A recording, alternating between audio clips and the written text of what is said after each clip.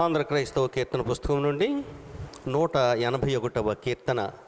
రాజులకు రాజైన ఈ మన విభుని. రాజులకు రాజైన ఈ మన విభుని పూజా సేయుటకు రండి.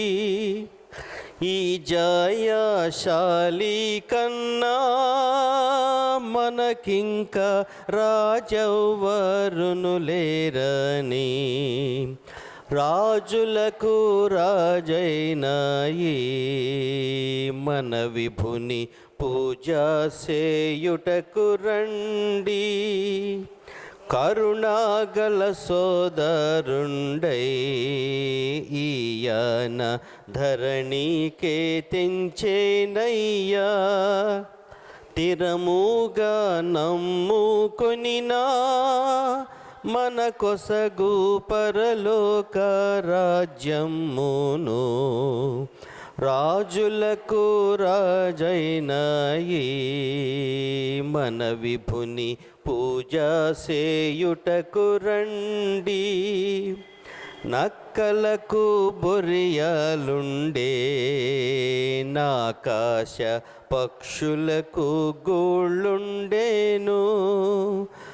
ఒక్కింత స్థలమైనాను మన విభునికెక్కడ లేకుండేను.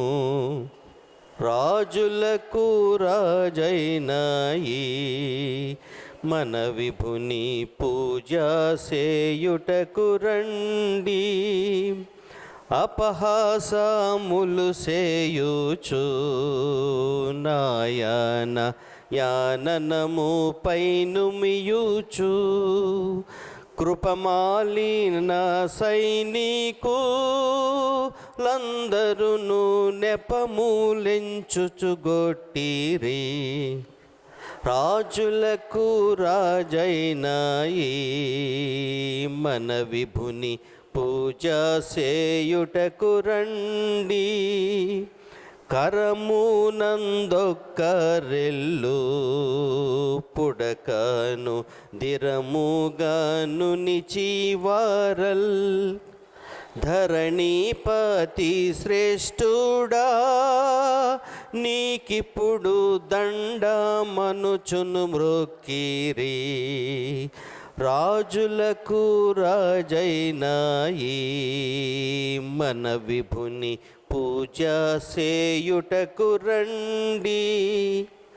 ఇట్టి శ్రమలను పొందిన రక్షకుని పట్టుదలతో నమ్మిన, అట్టహాసముతోడను పరలోక పట్టణంబున చేర్చును. రాజులకు రాజైన ఈ మన విభుని పూజా సేయుటకు రండి. శక్తిగల రక్షకుండై మన కొరకు ముక్తి సిద్ధము చేసేను. భక్తితో ప్రార్థించినా మన కొసగు రక్తితో నా ముక్తిని. రాజులకు రాజైన ఈ మన విభుని పూజా సేయుటకు రండి. త్వరపడి రండి రండి ఈ పరమ గురుని యొద్దకు మీరలు. దరికి చేరిన వారిని ఈ ప్రభువు తరుమాడెన్నడు దూరము. రాజులకు రాజైన ఈ మన విభుని పూజా సేయుటకు రండి. ప్రార్థన. మహోన్నతుడవు, మమ్మను మిక్కిలి ప్రేమించిన మా ప్రియ పరిశుద్ధున మీ ఘనమైన శ్రేష్టమైన నామమునకు తండ్రి వందనములు, స్తుతులు, స్తోత్రములు చెల్లిస్తూ మరియు కుమారు ఈ మండల కాల శిలువ శ్రమల ధ్యాన కొడుకులు మరి విశేషంగా ఈ 34వ దినములోనికి మమ్మను నడిపించినందుకు స్తోత్రాలు. గతించిన 33 దినములు మా జీవన ప్రయాణములు అయా మీరు పొందిన శ్రమానుభవాన్ని గురించి జ్ఞాపకము చేసుకుంటూనే, అయా ఇదిగో ప్రభా మేము మీ యొక్క శ్రమను బట్టి విమోచించబడ్డామన్న సత్యాన్ని గుర్తు చేసుకుని మార్పు చెందటకు మీరు మాకు ఇచ్చిన 33 అవకాశాలను బట్టి స్తోత్రాలు. తిరిగి ఈ 34వ దినంలోనికి నడిపించబడుతున్నా. నా మాటలు ఎవరికి ఆశీర్వాదకరం కాదు, దీవెనకరము కాదు. మీరు మాట్లాడితే కనుక మేము ఆశీర్వదించబడతాం, దీవించబడతాం, మేలును పొందుతాం. కనుక మానవ ఆత్మను మరుగుపరిచి, మానవ స్వరాన్ని మరుగుపరిచి, మహిమ కలిగిన విశుద్ధాత్మ సహాయము, మనోహరమైన ఈశ్వరాన్ని మాకు వినిపింపచేసి మీరే మహిమ, ఘనత, ప్రభావము పొందుకోమని యేసయ్య నామమున ప్రార్థించి వేడుకొనుచున్నాను తండ్రి. ఆమేన్. దేవునికి మహిమ కలుగునుగాక. దేవుని ప్రేమించి ఆయన పరిశుద్ధ సన్నిధిని చేరి వచ్చిన ప్రియ విశ్వాసులకు ప్రభువును ప్రియరక్షకుడైన యేసుక్రీస్తు వారి ప్రశస్త నామములో శుభాలు తెలియజేస్తున్నాను. ఈ 34వ దిన ధ్యానము కొరకు ఏర్పాటు చేయబడిన లేఖన భాగాలు యెషయా గ్రంథము 53వ అధ్యాయము 12వ వచనపు 4వ భాగం, లూకాసు వార్త 23వ అధ్యాయము 33 నుంచి 38 వచనాల ఈ భాగాన్ని ధ్యానము చేసుకునే ముందుగా నిన్నటి దిన ధ్యానం అనేకుల పాపము భరించినవాడు. యెషయా గ్రంథము 53వ అధ్యాయం 12వ వచనపు 3వ భాగం, ఆయన అనేకుల పాపమును భరించినవాడుగా మనం జ్ఞాపకం చేసుకున్నాం. మరి అనేకుల పాపమును భరించడం అనే అంశాన్ని అర్థం చేసుకోవడానికి అసలు పాపం అంటే ఏమిటి అన్న ఆలోచన చేస్తూ, సకల దుర్నీతి పాపమని, విశ్వాసమూలము కానిదేదో అది పాపమని, ఆజ్ఞాతిక్రమము పాపమని, తిరుగుబాటు చేయడము పాపమని, మేలైనది చేయుట ఎరిగి కూడా అది చేయకుండుట పాపమని, ప్రార్థన మానుట పాపమని, మూర్ఖుని యోచన పాపమని, ప్రేమ లేకపోవడమే పాపమని, ఇలాగూ ఆలోచన చేసినటువంటి మనము అయితే ఇలాంటి పాపములు చేసిన వారు ఎవరు ఎందరు అన్నదానికి ఏ భేదము లేదు. అందరూ పాపం చేసి దేవుని అనుగ్రహించు మహిమను పొందలేకపోతున్నాడు. అయితే ఇలాంటి పాపములను ఆయన భరించడానికి ఆయన కూడా ఏ భేదము లేకుండా పాపం చేశాడా అంటే, ఆయన పాపము ఎరుగనివాడని, ఆయన పాపము లేనివాడని, ఆయన పాపము ఏమీ చెయ్యని వాడని, ఆయన పాపులలో చేరని వాడు అన్న సత్యాన్ని జ్ఞాపకం చేసుకుంటూనే, అయితే అనేకుల పాపాన్ని ఆయన ఎందుకు భరించాడు అన్న దానికి సమాధానంగా, ఆయన మన పాపములన్నిటికీ శాంతికరమైనాడు కనుక, ఆయన మన పాపములను తీసివేయడానికి ప్రత్యక్షమయ్యాడు కనుక, ఆయన మన పాపములకు ప్రాయశ్చిత్తము చేయడానికి వచ్చాడు కనుక, ఆయన అనేకుల పాపమును భరించాడని హెబ్రీ పత్రిక 9వ అధ్యాయం 28వ ఆధారంగా, అలాగే ఆయన అనేకుల పాపమును మ్రాను మీద మోసుకున్నాడు అన్నటువంటి మాటను పేతురు మొదటి పత్రిక 2వ అధ్యాయం 24వ వచన ఆధారంగాను, చివరిగా యోహాను సువార్త 1:29 ప్రకారము ఆయన లోక పాపములను మోసుకొని పోవు గొర్రెపిల్లగా కూడా మనము ఆలోచన చేశాం. ఆయన పాపము కలిగిన వానిగా పాపాలు మోయలేదు, కానీ ఆయన పాపము ఏమీ లేనివాడై ఉండి కూడా పాపము చేసినటువంటి మనల్ని విడిపించుట కొరకు, లేదా మన ప్రయాసల నుంచి మనల్ని తప్పించుట కొరకు ఆయన మన పాపములు తాను మోసి మన కొరకు అనేక పాపములను భరించి మనల్ని విడిపించిన వ్యక్తిగా జ్ఞాపకము చేసుకున్నాం. ఈరోజు మరి విశేషంగా ఈ 34వ దిన ధ్యానమునకు నడిపించబడిన మనము యెషయా గ్రంథము 53వ అధ్యాయం 12వ వచనపు చివరి భాగము, తిరుగుబాటు చేసిన వారిని గురించి విజ్ఞాపన చేసెను. ఆయనను గురించి, లేదా ఆయన శ్రమానుభవాన్ని గురించి, సిలువలో ఆయన ప్రార్థన అనుభవాన్ని గురించి, లేదా ఆయన ప్రేమను గురించి తెలియజేసి ఈ యొక్క మాట, అనగా ఈ యెషయా గ్రంథం 53వ అధ్యాయానికి చివరి మాట. ఈ పై విషయాలన్నీ కూడా మనం జ్ఞాపకం చేసుకున్నాం. ఆయన మరి ఎండిన భూమిలో మొలిచిన మొక్కని, స్వరూపము సొగసు లేనివాడని, తృణీకరించబడిన వాడని, విసర్జించబడిన వాడని, వ్యాధి నొందిన వాడని, చూడ నొల్లని వాడని, ఇలాగూ ఇప్పటి వరకు 33 శ్రమానుభవాలు. శ్రమ వలన ఆయన ఎలాగూ మార్చబడ్డాడు, శ్రమ వలన ఆయన ఎలాగూ నలుగొట్టబడ్డాడు, ఈ శ్రమ వలన ఆయన ఎలాగూ తన స్వరూపాన్ని స్వగస్సును పోగొట్టుకున్నాడు. 33 అంశాలు జ్ఞాపకం చేసుకున్నాం. ఈ 33 అంశాలు అయిన తర్వాత ఈ అధ్యాయపు చివరిలో ఆయన యొక్క ప్రార్థన అనుభవాన్ని గురించి జ్ఞాపకం చేస్తూ, ఇవన్నీ అనగా ఈ 33 రకాలైన శ్రమలు పెట్టినటువంటి మన గురించి, ఈ 33 రకాలైనటువంటి బాధలను పెట్టినటువంటి మన గురించి, ఈ 33 రకాలైనటువంటి ఆ శిక్షా అనుభవాలను బట్టి ఆయన మీద తిరుగుబడిన మన గురించి ఆయన ఏం చేశాడంటే, తండ్రికి ఫిర్యాదు ఇచ్చి మనల్ని శిక్షించమని కోరలేదు, లేదా తండ్రికి ప్రార్థన చేసి మనకు తగినటువంటి ఆ శిక్ష విధించమని కోరలేదు. కానీ ఇవన్నీ చేసి ఆయనను శ్రమల పాలు చేసినటువంటి మన గురించి, ఇవన్నీ చేసి ఆయనను శిక్షకు పాత్రునిగా మలచినటువంటి మన గురించి, ఇవన్నీ కూడా చేసి ఆయనను సిలువ వేసినటువంటి మన గురించి ఆయన ఇంతకీ ఏం చేశాడంటే, తిరుగుబాటు చేసిన వారిని గురించి ఆయన విజ్ఞాపన చేశాడు అన్నటువంటి ఆ మాటను జ్ఞాపకం చేశాడు. మేడ్ ఇంటర్సెషన్ ఫర్ ది ట్రాన్స్గ్రెసర్స్ అంటాడు. అంటే ఇంటర్సెషన్ అన్నది ఈ మాట డిక్షనరీలో మనము చూసినట్లయితే మధ్యవర్తిత్వము లేదా అడ్డుపడము, అదే సమయంలో ఒకరిని తరఫున వాదించడము అన్న అర్థాలు వస్తున్నాయండి. అంటే ఈ 33 రకాల శ్రమానుభవాలను ఆయనకు కలుగు చేసిన మన గురించి, 33 రకాలుగా ఆయనను బాధించి, వేధించి, అపహసించి, తృణీకరించి, నలగగొట్టి, చివరికి సిలువలో ఆయన ఆ మేకుల ద్వారా వేలాడుతూ ఉంటుండగా, నీవు దేవుని కుమారుడవైతే తప్పించుకోమని మానసికపరమైనటువంటి అపహాస్యముల చేత హింసించినటువంటి ఈయన మన కొరకు చేస్తున్నటువంటి ఆ పని లేదా పరిచర్య ఏంటంటే, మనల్ని క్షమించమని మన తరఫున దేవుడు ఒక్క క్షణం ఆయన ప్రార్థించకపోతే మనల్ని ఎంత చేసినందుకు శిక్షించాలి, లేదా తృణీకరించాలి, లేదా మనల్ని ఆయన ఉగ్రత చేత నశింపు చేయాలి. ఇంత చేసినటువంటి మన పట్ల ఆయనకున్న ప్రేమ ఎలాంటిదంటే, మన పక్షంగా నిలిచి వాదిస్తున్నాడట, మన పక్షంగా నిలిచి ప్రార్థిస్తున్నాడట.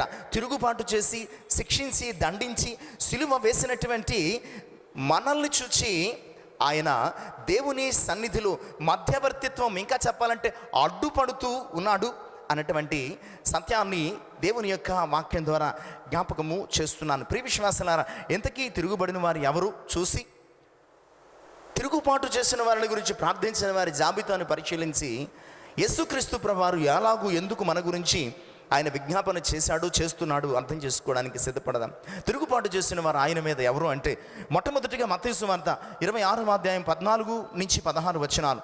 మత్తయి సువార్త 26వ అధ్యాయం 14 నుంచి 16 వచనాలలో మొట్టమొదటిగా తిరుగుబాటు చేసినటువంటి వ్యక్తి కనబడుతున్నాడు. వ్యక్తి ఎవరంటే, ఆయన శిష్యుడైనటువంటి యోధ. తిరుగుబాటు చేయడం అంటే ఆయనకు వ్యతిరేకంగా మారడం, ఆయన గుంపులోంచి వేరైపోవడం, ఆయనను వ్యతిరేకంగా ఆయనను పట్టించడానికో అప్పగించడానికో ఆశపడి 30 వెండి నాణాలకు అమ్మేసుకోవడం. మొట్టమొదటిగా తిరుగుబాటు ఎక్కడ ప్రారంభమైందంటే ఆయన శిష్యుల్లోనే ప్రారంభమైంది. తిరుగుబాటు చేసి శత్రువులతో కలిసి ప్రభువును అమ్మేసుకున్నాడు.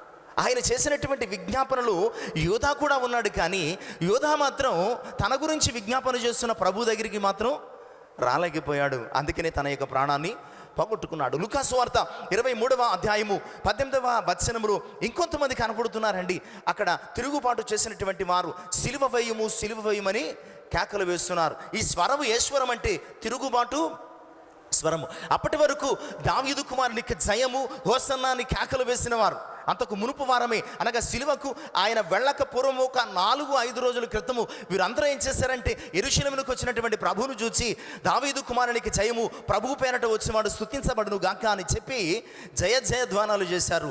ఇప్పుడైతే వీరు ఏం చేస్తున్నారంటే, సిలువ వేయము, సిలువ వేయమని ఆయనకు వ్యతిరేకంగా తిరుగుబాటు. వీరందరూ ఎవరంటే యూదులు. మొదట యోధా తిరుగుబాటు ఆయన ఎదుర్కొన్నాడు, యోధా గురించి ప్రార్థన చేశాడు. యూదుల తిరుగుబాటు రెండవదిగా, అప్పటి వరకు ఆయనను పొగిడి, ఆయనను కొనియాడి, ఆయన చేసిన మేళ్లను బట్టి ఆయనను స్తుతించినటువంటి వీరందరూ కూడా పరిసయ్యుల ప్రాపకము, ప్రధాన యాజకుల ప్రాపకము కోరి సిలువ వేయము అని ప్రేరేపించబడిన వారే ప్రభువుకు వ్యతిరేకంగా తిరగబడి కేకలు వేస్తున్నట్లుగా మనం చూస్తున్నాం. అలాగే లూకాసు వార్త 23వ అధ్యాయము 36 నుంచి 37 వచనాలు చూస్తే, అక్కడ సైనికుల తిరుగుబాటు, ప్రభువును వారు కొట్టి, తిట్టి, హింసించి, అపహసించి ఆయన మీద తిరుగుబడుతున్నారు. సైనికులందరూ కూడా ఆయనను మాట్లాడనివ్వకుండగా ఆయనకు వ్యతిరేకంగా తిరుగుబడి ఇష్టానుసారంగా ఆయనను చేసినట్లుగా జ్ఞాపకము చేస్తూ ఉన్నాను. అలాంటి వారి గురించి కూడా ఆయన ప్రార్థించినట్లు మనం జ్ఞాపకము చేసుకో. బద్దులమై ఉన్నాం. అలాగే లూకాసు వార్త 23వ అధ్యాయం 35వ వచనం, అధికారులు తిరుగుబాటు చేశారు. ఆయనకు వ్యతిరేకంగా అధికారులు తిరుగుబాటు ఆలోచనలను ప్రేరేపించారు. ఆయనకు వ్యతిరేకంగా ఆ ప్రధానులు, యాజకులు మరి ప్రభువుకు వ్యతిరేకంగా తిరుగుబాటు ఆ స్లోగన్స్ని ప్రోత్సహించి ఆయన మీద తిరుగుబడినట్లుగా మనము చూస్తూ ఉన్నాం. అలాగే చివరికి లూకాసు వార్త 23వ అధ్యాయం 39వ వచనంలో దొంగ కూడా తిరుగుబడ్డాడండి. దొంగ కూడా శిలువ మీద ఆయనకు వ్యతిరేకంగా తిరుగుబడినట్లుగా మనము జ్ఞాపకము చేసుకుంటున్నాం. ప్రియ విశ్వాసులారా, ఆయనను సిలువ వేసినది మొదలుకొని ఆ సిలువ సాన్నిధ్యంలో ఉన్నటువంటి కొంతమంది ఒకరిద్దరు శిష్యులు, అలాగే కొంతమంది స్త్రీలు తప్ప అక్కడ ఉన్నటువంటి అధికారులేంటి, ప్రధాన యాజకులేంటి, లేదా శాస్త్రులేంటి, పరిచయులేంటి, సైనికులేంటి, రోమనులేంటి, వారందరూ కూడా యేసుక్రీస్తు ప్రభువుకు వ్యతిరేకంగా తిరుగబడిన వారే. యేసుక్రీస్తు ప్రభువుకు వ్యతిరేకంగా మరి తిరుగుబాటు చేసి మరి ఉన్నవారే అక్కడ కనపడుతూ ఉన్నట్లు మనం చూస్తున్నాం. ఇలాంటి వారందరి గుంపును మనము చూస్తున్నాం. అలాంటి వారందరిని చూసి ప్రభు ఏమంటున్నాడంటే, లూకాసు వార్త 23వ అధ్యాయము 34వ వచనం, లూకాసు వార్త 23వ అధ్యాయము 34వ వచనం, ఇలాగూ ఆయనను హింసించి, నిందించి, దూషించి ఆయన మీద అందరూ తిరుగుబాటు చేశారు.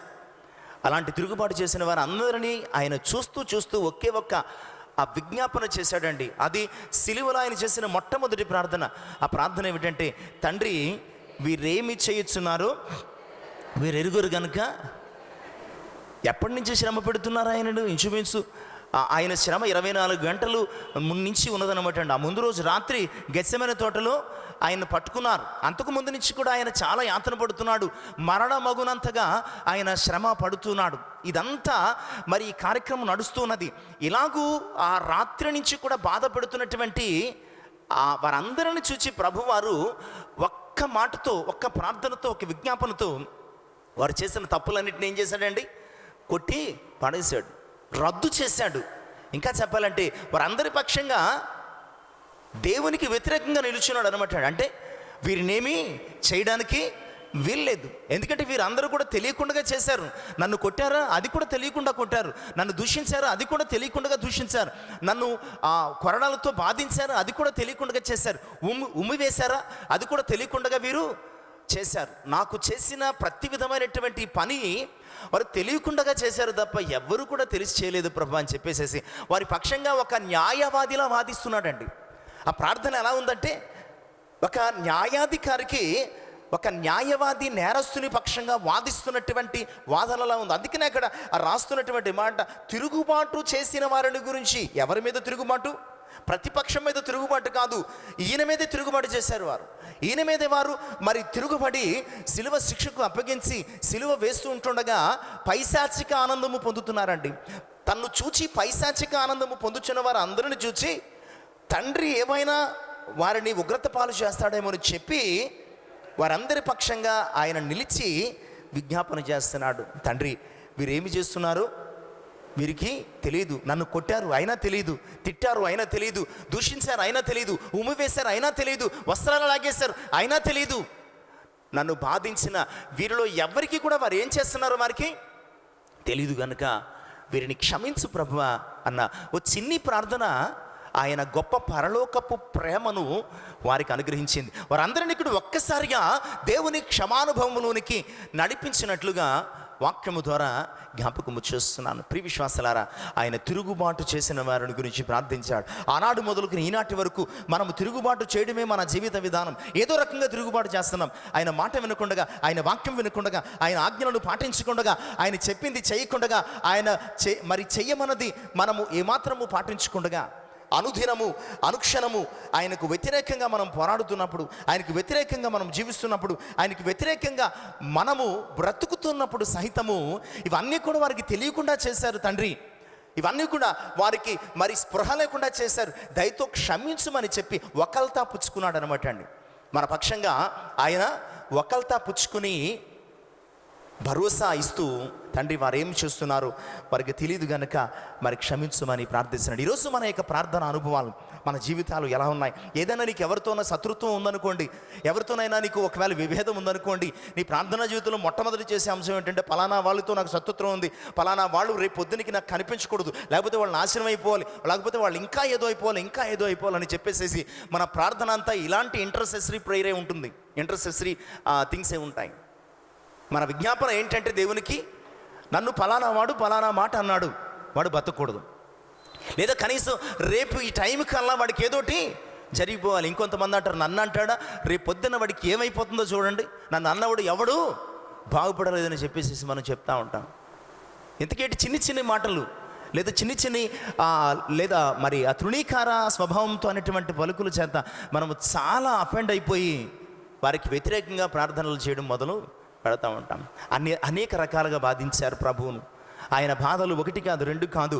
ఈరోజు నీ జీవితం అంతా ధ్యానించినా సరిపోనటువంటి బాధలు, నీ జీవితం ఈరోజు ధన్యకరమైన జీవితంగా ఆయన సన్నిధిని ఉండడానికి సహకరించినటువంటి ఆ శిక్షలు ఆయన పొంది కూడా ఆయన విసర్జించిన వారిని చూచి, ఆయనను తృణీకరించిన వారిని చూచి, ఆయనను నిందించిన వారిని చూచి, ఆయనను బాధించి వేధించి సిలువలు వేలాడదీసిన వారందరినీ చూచి ఆయన అంటున్నాడు, వీరికి ఏమీ తెలియదు ప్రభా. తెలీదా? ఖచ్చితంగా తెలుసు. వారు ఏం చేశారు? వారికి స్పృహ కలిగి చేశారు, తెలుసుండి చేశారు. అయినప్పటికీ ప్రభు ఒకే ఒక్క మాటతో అంటున్నాడు, వీరికి తెలియదు, వీరిని క్షమించు, వీరి నేరస్తులు కాదు, వీరు తప్పు చేయలేదు. ఆ లిస్టులోంచి ప్రభా వీరి పేరు తీసేయి. నా శిక్షకు వీరికి ఏమీ సంబంధం లేదు, నా సిలువకు వీరికి ఏమీ సంబంధం లేదు, నా ఈ దెబ్బలకు వీరికేమీ సంబంధం లేదు, నా చావుకు వీరికేమీ మరణ వాంగ్మూలం ఇస్తున్నాడు అనమాట అండి. ఆ యొక్క విజ్ఞాపన ప్రార్థన, తిరుగుబాటు చేసిన వారిని గురించి విజ్ఞాపన చేయడం అంటే ఆయన చాలా పవర్ఫుల్. మరణ వాంగ్మూలం అంటే ఏంటండి? చాలా పవర్ఫుల్ అనమాట అండి. చనిపోయే ముందు ఆ వ్యక్తి ఏది చెప్తే అది కన్ఫర్మ్ అయిపోతుంది. యేసుక్రీస్తు ప్రభు కూడా ఎలాంటి విజ్ఞాపన చేశాడంటే, ఆయన జీవితకాలం అంతా చేసిన విజ్ఞాపన ఒకెత్తైతే, ఆయన సిలువలో దేవునికి ఇస్తున్న మరణ వాంగ్మూలము, ఆ చివరి ప్రార్థన ఈరోజు ఎంత ఘోర పాపినైనా ఆయన సన్నిధికి నడిపించేసింది. ఎలాంటి తప్పు చేసినా, ఎలాంటి పాపము చేసినా, ఎలాంటి పొరపాటు చేసినా, ఎలాంటి రీతిలో ఆయనను హింసించినా, ఆయన ఇచ్చినటువంటి ఆ చివరి మరణ వాంగ్మూలము మనల్ని ఒక్కసారిగా ఆయన పరిశుద్ధ సన్నిధికి నడిపించి మన పాపములను కొట్టివేయడానికి, క్షమింపచేయడానికి కారణము అయింది అన్నటువంటి సత్యాన్ని దేవుని యొక్క వాక్యం ద్వారా జ్ఞాపకము చేస్తున్నాను. కనుక నిజమే ప్రియ విశ్వాసులారా, ఆయన తిరుగుబాటు చేసినటువంటి మన గురించి ఆనాడు మొదలుకొని, ఆ శిలువ సాన్నిధ్యము మొదలుకొని ఈరోజు మన వరకు మనము తిరుగుబాటు చేస్తూ ఉంటుండగా, మన క్రియల చేత, మన తలంపుల చేత, మన ఆలోచనల చేత, మన పనుల చేత, లేదా మన యొక్క ప్రవర్తన చేత మనం చేస్తున్నటువంటి ప్రతి తిరుగుబాటును బట్టి ఆయన ఏం చేశాడంటే ఓ చిన్ని విజ్ఞాపన చేసి మనల్ని గొప్ప ఆ శిక్ష నుంచి తప్పించినట్లుగా కూడా దేవుని యొక్క వాక్యం ద్వారా జ్ఞాపకం చేస్తున్నాం. మనము ఈరోజు ఎలాగున్నాము ఆలోచన చేసుకునే ముందు ఆయన మన గురించి ఎలాగూ ప్రార్థన చేస్తున్నాడో కొన్ని ఆయన ప్రార్థన అనుభవాలను ధ్యానిద్దామండి. రోమపత్రిక 8వ అధ్యాయం 34వ వచనం. రోమపత్రిక 8వ అధ్యాయం 34వ వచనం చదువుకుందాం.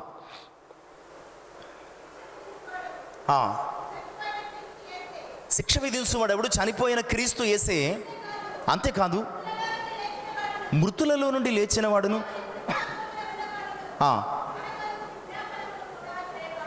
మన కొరకు శిక్ష విధించువాడు ఎవరు? ఇంతకని ఆ వచనంలో ఏం చెప్తుంది? శిక్ష విధించువాడు ఎవరు? యేసుక్రీస్తే. శిక్ష విధించాలి మనకి శిక్ష విధించాల్సినటువంటి యేసుక్రీస్తే చివరికి దేవుని కుడిపార్శ్వం నుండి ఏం చేస్తున్నాడట? మనకు శిక్ష కలగాలని ప్రార్థించడం లేదు, కానీ మనము మారాలని, మార్పు చెందాలని, మనము మారు మనసు అనుభవం చేత ఆయన సన్నిధిని నిర్దోషులుగాను నిందారహితులుగాను జీవించాలని చెప్పేసి దేవుని సన్నిధిని నేటి వరకు ఏం చేస్తున్నాడంటే ఆయన మన అందరి కొరకు, అనగా ఆయన్ని తృణీకరించిన మన కొరకు, దూషించిన మన కొరకు, బాధించిన మన కొరకు, గాయపరిచిన మన కొరకు ఆయన ఎప్పటికీ కూడా మనం ఆయన సన్నిధిని అంగీకరించబడాలి అన్న ఉద్దేశంతో ప్రేయర్ చేస్తున్నాడు అనమాట అండి. ఆయన ప్రార్థన చేస్తున్నాడు. ఆయన ఎంత గొప్ప విజ్ఞాపనకర్త అంటే, ఇప్పటి వరకు నీకు నాకు ఉన్నటువంటి గొప్ప భరోసా, గ్యారెంటీ ఏమిటంటే, నీవు ప్రార్థించినా చేయకపోయినా నీ కొరకు ఒక మరి ఆ ప్రార్థన విజ్ఞాపనకర్త దేవుని సముఖమందు మన కొరకు ఉన్నాడు. నీ ప్రార్థనతో ప్రమేయం లేకుండగా, నీ యొక్క ప్రార్థన అనుభవంతో, నీ పశ్చాత్తాపముతో ప్రమేయము ఏమీ లేకుండగా నిన్ను ఆయన సన్నిధిని స్వీకరించబడడం కోసము ఇప్పటికీ కూడా దేవుని సముఖమందు నీ గురించి నా గురించి ఆయన రాక వరకు యేసుక్రీస్తు ప్రభువారు ఏం చేస్తున్నాట? విజ్ఞాపన. శిక్షించు ప్రభు అని చెప్పాల్సిన ఆయన తనను శిక్షించినటువంటి మన కొరకు, మనము అంగీకరించబడడం కొరకు ఇంకా ఆయన సన్నిధిని విజ్ఞాపన చేస్తున్నాడు. ఈ ప్రేమ ఎంత గొప్ప ప్రేమ ఆయనదు అన్న సత్యాన్ని జ్ఞాపకం చేస్తున్నాను. తిమోతికి రాసిన మొదటి పత్రిక 2వ అధ్యాయం 5వ వచనాన్ని కూడా చదువుకుందాం. తిమోతికి రాసినటువంటి మొదటి పత్రిక 2వ అధ్యాయము 5వ వచనము కూడా మనం జ్ఞాపకం చేసుకుందాం. ఇంటర్సెషన్ అంటే మధ్యవర్తిత్వము, అడ్డుపడము, ఒకరిని తరఫున వాదించడం. అయితే కనుక ఈ భాగములో ఈ మాట చదువుకుందామండి. దేవుడు ఒక్కడే, దేవునికి నరులకును మధ్యవర్తియు ఒక్కడే, ఆయనే క్రీస్తు యేసను. దేవుడు ఒక్కడే, మధ్యవర్తి ఒక్కడే. ఆ మధ్యవర్తి ఎవరట? దేవునికి నరులకును మధ్యవర్తి అంటే ఇద్దరికి గొడవ పెట్టేవాడా? మీడియేటర్ అంటే ఏమిటి? సంధి, గొడవ లేకుండా చక్కబెట్టేవాడు, చక్కదిద్దేవాడు, సంధి చేసేవాడు. ఆయనను మనం కొడితే, ఆయనను మనం తిడితే, ఆయనను మనం సిలువ వేసి పైశాచిక ఆనందంతో గెంతులు వేస్తే, ఈరోజు మనము శిక్షించబడాలి అని కక్ష తీర్చుకోకుండా ఆయన ఏం చేస్తున్నాడట? దేవునికి మనకి మధ్య ఉండి మన పాపములను బట్టి ఆయన మన మీద తన ఉగ్రత కుమ్మరించకుండా అడ్డుపడుతూ వస్తున్నాడటండి. మధ్యవర్తిత్వము నెరపుతూ వస్తున్నాడటండి. మనము శిక్ష పొందకుండా మనము పొందాల్సిన శిక్షను ఆయన అడ్డుకుంటూ వస్తున్నాడు. లేకపోతే ఎప్పుడో మనం చేసిన పాపాలకు చచ్చిపోవాలి, ఎప్పుడు మనం చేసినటువంటి నేరాలకు శిక్ష, సిలువను పొందాలి.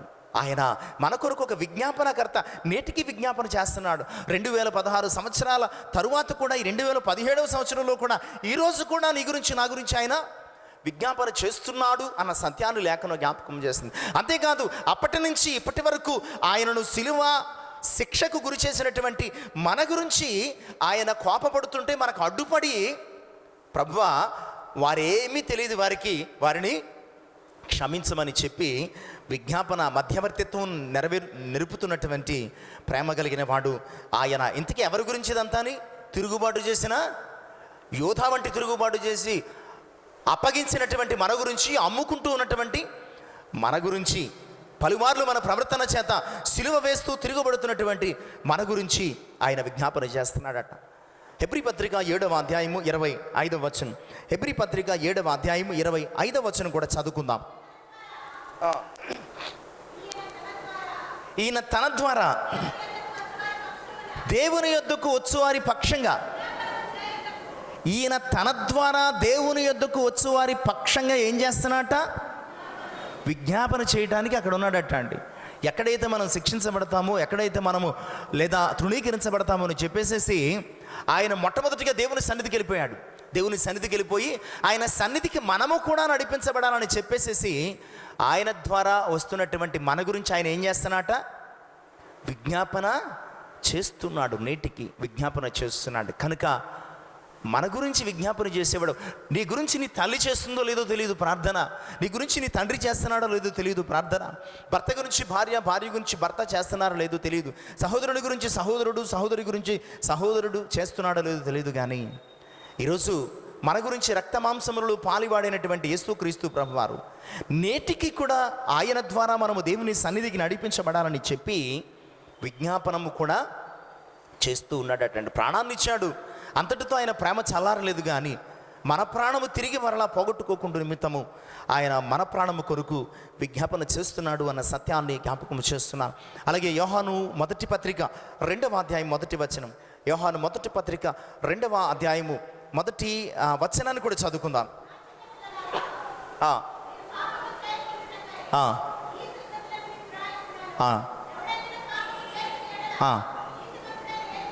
ఎవడైనను పాపము చేసిన ఎడల నీతిమంతుడైన యేసుక్రీస్తు అను ఉత్తరవాది అంటే మన గురించి మన పక్షంగా నిలిచి మన పాప క్షమాపణ కొరకు క్షమాభిక్ష వేడుకునేవాడు అనమాట అండి. ఈయన ప్రభు వారు తెలియకుండా తప్పు చేశారు, క్షమించు. తండ్రి వారు తెలియకుండా తప్పు చేశారు, క్షమించు. మనమేం మాట్లాడవసరం లేదు. ఆయనే మన పక్షంగా ఉత్తరవాదిత్వము, జవాబుదారీతనం అనమాట. మనము అకౌంటబిలిటీ, మనము అకౌంట్ అప్పచెప్పాలి, మన లెక్క అంతా అప్పచెప్పాలి. కానీ మన పక్షంగా ఆయన నిర్దోషత్వాన్ని బట్టి మనల్ని నిర్దోషులను చేయడానికి ఆయన ఆ ఉత్తరవాదిత్వాన్ని, మధ్యవర్తిత్వాన్ని మరి నిర్వర్తిస్తూ ఉన్నట్లుగా, తద్వారా మనల్ని విడిపిస్తూ ఉన్నట్లుగా మనం జ్ఞాపకం చేసుకో. ఒకటా రెండా కొన్ని వందల వేల లక్షల కోట్ల తప్పిదాలు చేసి మన తప్పునకు మరణము పొందు స్థితి కలిగి ఉండగా మనందరి పక్షంగా ఆయన విజ్ఞాపన చేస్తున్నాడట. అంతేకాదు రోమాపత్రిక 8వ అధ్యాయం 26వ వచనంలో కూడా, రోమాపత్రిక 8వ అధ్యాయం 26వ వచనంలో కూడా మనకు ఎలాగూ ప్రార్థన చేయాలో, యుక్తంగా ఎలా ప్రార్థన చేయాలో తెలియనప్పుడు అటండి పరిశుద్ధాత్మ తానే ఆయన మన పక్షంగా ఏం చేస్తున్నాడట, విజ్ఞాపనము చేస్తున్నాడట. మనకు ప్రార్థన చేయడం రాదు. ఎప్పుడు కూడా తిట్టడమే వచ్చు మనకి, ఎప్పుడు కూడా తృణీకరించడమే వచ్చు, ఎప్పుడు కూడా దూషించడమే వచ్చు, ఎప్పుడు కూడా ఎవరిని సిలువ వేద్దామా అని ఆలోచించడమే వచ్చు, ఎప్పుడు ప్రార్థన చేయడం రాదు. అందుకని అంటున్నాడు, ప్రార్థన చేయడం ఎలాగో తెలియనటువంటి మనపక్షంగా, ప్రార్థనే రానటువంటి మనపక్షంగా మనం అనుకుంటాం నేను చాలా గొప్పగా ప్రార్థన చేస్తానని అనుకుంటాం. కానీ పౌలు భక్తుడు ఒక మాటలో తేల్చేస్తున్నాడు, అసలు ఎవరికి ప్రార్థన చేయడం రాదటండి. యుక్తంగా ఎలా ప్రార్థన చేయాలో రాదట. ఎప్పుడు ప్రార్థన చేసినా స్వార్థం తప్ప, ఎప్పుడు ప్రార్థన చేసినా అవసరం తప్ప, ఎప్పుడు ప్రార్థన చేసినా అవతల వాడికి హాని తప్ప, ఎవడికి యుక్తంగా ప్రార్థన చేయడం రాని సమయంలో ఆత్మ తానే మన పక్షంగా ఏం చేస్తున్నాడట, విజ్ఞాపనము చేస్తున్నాడట. ప్రియ విశ్వాసులారా, ఈరోజు మన పక్షంగా మనకున్నటువంటి ఒక గొప్ప గ్యారంటీ, భరోసా ఏమిటి అంటే, నీకు ఒక విజ్ఞాపనకర్త ఉన్నాడు, నీకొక ప్రార్థనా సహాయకుడు ఉన్నాడు. నీవు ప్రార్థించకపోయినా నీ పక్షంగా దివారాత్రములు మొర్రపెడుతున్నటువంటి ఒక రక్షకుడు. కేవలము ఆయన ప్రార్థన ఉద్దేశం ఏంటంటే నీ రక్షణ లేదా మన రక్షణ, మనమందరం కూడా నశించిపోకుండా రక్షించబడాలి అన్నటువంటి ఆ కాన్సెప్ట్ చేత నేటికి కూడా ఆయన ప్రార్థన చేస్తున్నాడు. ఇలాంటి ప్రార్థనాకర్త, విజ్ఞాపనకర్త నీకున్నాడు అన్న సత్యాన్ని జ్ఞాపకము చేసుకుని, నీవు క్షమించబడుతున్నటువంటి నీవు, ఆయన ప్రార్థన చేత అంగీకరించబడుతున్నటువంటి నీవు ఇతరుల గురించి ప్రార్థన చేసే అనుభవాన్ని కలిగి ఉన్నావా? లేదా పరిశుద్ధ గ్రంథములు కొంతమంది విజ్ఞాపనకర్తలు మనకి కనబడుతున్నారండి. అందులో మొట్టమొదటి వారు ఎవరంటే మోషే. అందులో మొట్టమొదటి వారు ఎవరండి? మోషే. నిర్గమాకాండము 34వ అధ్యాయము 9వ వచనం. నిర్గమాకాండము 34వ అధ్యాయము 9వ వచనం. అక్కడ మోషే ఇశ్రాయేలీయుల పక్షంగా విజ్ఞాపన చేస్తున్నాడు. 32వ అధ్యాయంలో ఇశ్రాయేలు ప్రజలు ఏం చేశారంటే, మోషే అనేవాడు ఎవడో తెలియదు, అసలు దేవుడు ఎవరో తెలియదు, మమ్మల్ని ఎవడు రప్పించాడో తెలియదు కనుక ఇదిగో మాకు ఒక దూడను చేయని చెప్పేసి దూడను చేసుకుని దాని చుట్టూ గెంతులు వేశారు. మోషే దిగవచ్చాడు, దేవుని ఉగ్రత వారి మీద రగిలింది, చాలామంది చచ్చిపోయారు. అప్పుడు మోషేతో దేవుడు అంటున్నాడు, మాట వినని ప్రజలు కూడా నేను రాను, వస్తే కనుక ఖచ్చితంగా వీరి అవిధేయతను బట్టి ఏం చేస్తాను, నేను అరణ్యంలోనే వీరిని చంపేస్తాను, కనుక మీరు వెళ్ళండి, నేను రూట్ చెప్తానన్నాడు. మోషే ఇక్కడ ఒక ప్రార్థన చేస్తున్నాడు, అయ్యా నీవు రాకుండగా ఉంటే మేము ముందుకు అడుగు వేయలేము. ఇదిగో పాపాత్ములమైన మా పక్షంగా నేను ఏం చేస్తున్నాను, విజ్ఞాపన చేస్తున్నాను, దయతో మాతో మీ సన్నిధిని లేదా మాతో మీరు రావాలి అని చెప్పి ఇశ్రాయేలీయులందరి పక్షంగా, అవిధేయులైన మాట వినని పాపాత్ములైనటువంటి ఇశ్రాయేలీయులందరి పక్షంగా, ఇంక్లూడింగ్ తను కూడా, పాపాత్ములమైన మా ప్రార్థన ఆలకించి మాతో రమ్ము. అలాగే సంఖ్యాకాండము 12వ అధ్యాయము 13వ వచనములో కూడా ఆ తిరుగుబాటు చేసినటువంటి మిర్యామును గురించి ప్రార్థన చేస్తున్నాడు. నా సేవకుడైన మోషే ప్రార్థిస్తేనే కానీ నువ్వు యాక్సెప్ట్ చేయబడవు మిర్యాము అని అన్నప్పుడు, వ్యాధి కలిగినటువంటి మిర్యాము గురించి మోషే ఏం చేస్తున్నాడండి? ఇంతకీ ఈ మిర్యాము ఎవరి మీద తిరగబడింది? మోషే మీద తిరగబడింది. తిరుగుబాటు చేసినటువంటి తన అక్క గురించి మోషే ఏం చేస్తున్నాడు? క్షమించమని. అంటే మన యొక్క జీవితము ఈ స్థాయికి ఎదగాలి. ఎవరైనా నిన్ను కొడితే వారి గురించి ప్రార్థన చేస్తావా? ఖచ్చితంగా చేస్తాం. ఏంటంటే వాడు కాలు చెయ్యం పడిపోవాలని ప్రార్థన చేస్తాం తప్ప, ప్రభువా మరి అతనిని క్షమించమని ఎప్పుడు కూడా ప్రార్థన చేయగానే మోషే ఏం చేస్తున్నాడో తెలుసా? తనను తిట్టి, దూషించి, నిందించి, అవమానపరిచినటువంటి తన అక్క గురించి ఏం చేస్తున్నాడు? ప్రార్థన చేస్తున్నాడు. అతడు ప్రార్థన చేస్తేనే కానీ ఈమె తిరిగి స్వస్థత పొందటం లేదు. ఈరోజు ఆయన తిరుగుబాటు చేసిన వారిని గురించి విజ్ఞాపన చేశాడు. నీవు కూడా ఎంత స్థితికి ఎదగాలంటే మోషే వలె, ప్రభువు వలె మనం కూడా మన మీద తిరుగుబాటు చేసిన వారిని గురించి ఏం చేయాలట? అలాగే ద్వితీయోపదేశకాండము 9వ అధ్యాయం 20వ వచనములో కూడా అహరోను గురించి, తిరుగుబాటు చేసిన అహరోను గురించి మోషే ప్రార్థన చేసిన. అహరోను చేసిన తిరుగుబాటు ఏంటి? ఇశ్రాయేలు ప్రజలు తప్పిపోవడానికి కారణమైనటువంటి అహరోను, వారు ఆ దూడను చేయమంటే ఏం చేశాడు? ఖండించాల్సిన, బోధించాల్సినటువంటి ఈ అహరోను ఏం చేశాడంటే, ఎందుకు వచ్చింది నాకు గొడవ అని చెప్పి దూడను చేసి ఇచ్చాడు. దేవుని మీద తిరుగుబాటును ప్రోత్సహించిన వాడు అహరోను. చివరికి అతని పక్షంగా కూడా దేవుని సన్నిధిని ఏం చేశాడు? మోషే అతని జీవితంలో ఎక్కువ విజ్ఞాపనములు చేసినటువంటి వ్యక్తి అనమాట అండి. ఏ భక్తుడు ఇంత విజ్ఞాపనలు చేయలేదు. తన గురించి తనకు ప్రార్థన చేసుకున్నారు ప్రతి భక్తుడు. యేసుక్రీస్తు ప్రభువుకు సాదృశ్యం ఎవరంటే మోషే. విజ్ఞాపనములు చేయడములో పాత నిబంధన కాలములో గ్రంథములో మోషే వంటి వ్యక్తి ఎవరు కూడా లేరు. ఇశ్రాయేలు చేసిన ప్రతి పాపానికి, ప్రతి తప్పిదానికి మోషే విజ్ఞాపన చేస్తూనే వచ్చాడు. వారిని మీద కోప్పడకు.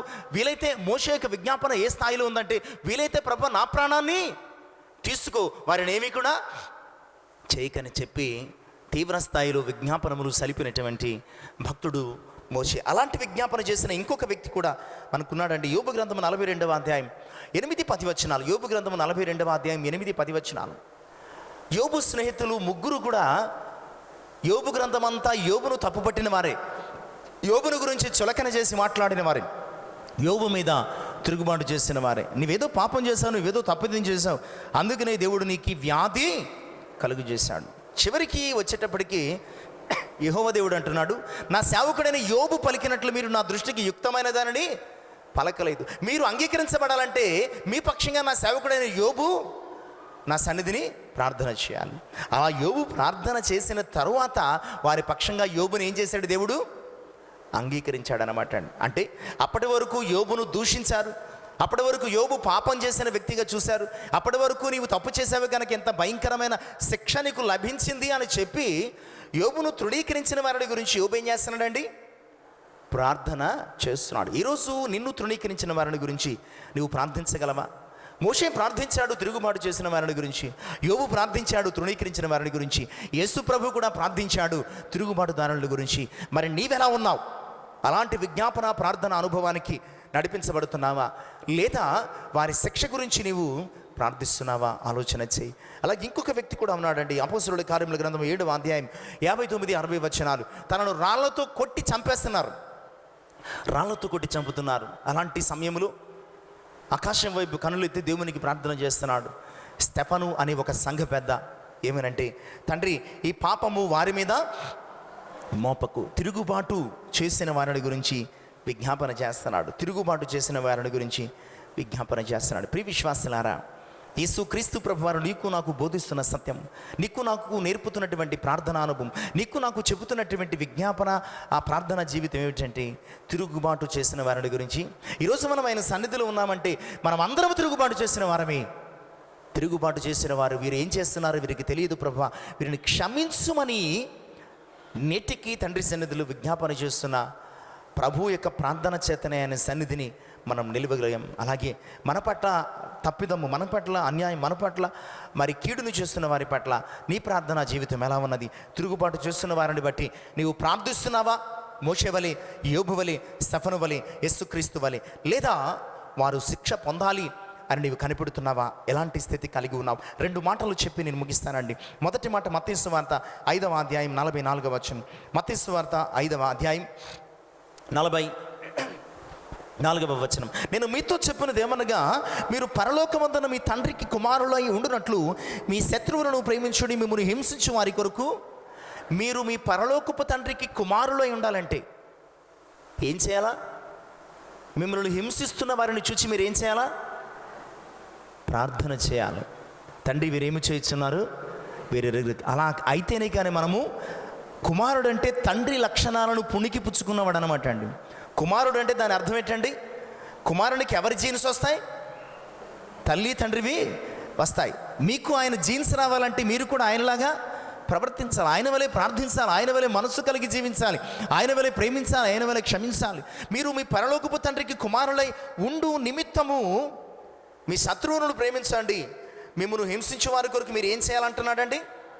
ప్రార్థన చేయండి. అలాగే లూకాసు వార్త 6:28, లూకాసు వార్త 6:28, మిమ్మును శపించు వారిని దీవించుడి, మిమ్మును బాధించు వారి కొరకు, మిమ్మల్ని హింసించే వారి కొరకు ప్రార్థన చేయండి, మిమ్మల్ని బాధించే వారి కొరకు కూడా మీరు ప్రార్థన చేయండి. విజ్ఞాపన ప్రార్థన, చాలా విలువైన ప్రార్థన, చాలా శక్తి కలిగిన ప్రార్థన, దేవుని సన్నిధిని చేరగలిగిన ప్రార్థన విజ్ఞాపన ప్రార్థనలు ఏముండాలంటే నీ విన్నపాలు కాదు, నీ పొరుగు వారిని గురించిన విన్నపాలు, నీ సహోదరుని గురించిన విజ్ఞాపన ప్రార్థనలు ఉండాల్సిన కేవల అంశాలు ఏంటంటే అసలు నిన్ను గురించి నీ విజ్ఞాపన ప్రార్థనలు ఉండకూడదు. విజ్ఞాపన అంటే ఇతరుల కొరకు చేసేది. విజ్ఞాపన ప్రార్థన మోషే చేశాడు, ఎప్పుడు ఇశ్రాయేలీయుల యొక్క అవిధేయతల గురించి చేశాడు, యోబు చేశాడు, స్నేహితుల గురించి చేశాడు, స్టెఫను చేశాడు, తనను బాధిస్తున్న వారిని గురించి చేశాడు, యేసుప్రభు చేశారు, హింసించిన, దూషించిన, విసర్జించిన, తృణీకరించిన, ఊము వేసిన, సులువు వేసిన వారిని గురించి చేశాడు.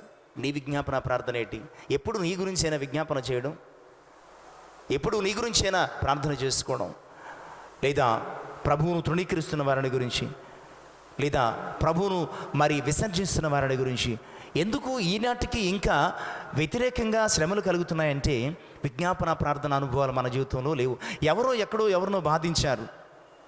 అయితే నీవు చేయాల్సిన ప్రార్థన బాధించబడిన వారి గురించి కాదు, బాధిస్తున్న వారి గురించి చేస్తే ఇంకొకడు బాధించబడకుండా దేవుడు తనని మార్చగలడు. ఎందుకంటే అతడు ప్రభువు చేసినటువంటి ఒక చిన్ని ప్రార్థన, తండ్రి వీరు ఏమి చేస్తున్నారు, వీరు ఎరుగున గారికి వీరిని క్షమించు అని చేసిన ప్రార్థన కొన్ని క్షణాలలో దొంగను రక్షించింది, కొన్ని క్షణాలలో శతాధిపతిని రక్షించింది.